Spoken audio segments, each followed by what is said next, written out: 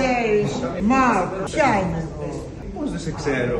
Ποια? Όλος ο κόσμος σε ξέρει, Δέσποινα. Ναι, θέλω μόνο κριτικά να μου το πει.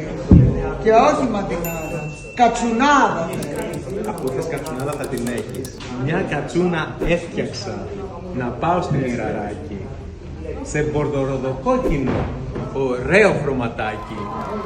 Αγάπη μου, σε ευχαριστώ πάρα πολύ.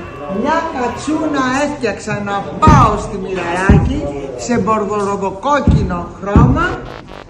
Σε μπορδοροδοκόκκινο, ωραίο χρωματάκι. Σε μπορδοροδοκόκκινο, ωραίο χρωματάκι. Μπορείς να μου πεις το δικό σου το χρώμα το καλό? Κεράμιδο κανελοκοκκίνο, μπορδοροδοκόκκινο. Αυτό είναι 15 συλλαβές μόνο του, δεν μπορώ να το πάρω. Ούτε σε κατσουνάδα, ούτε σε μαντινάδα.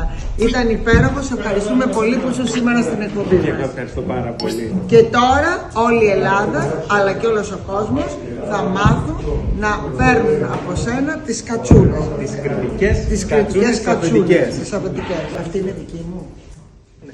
Σε ευχαριστώ πολύ. Φιλάκια, να σε καλά.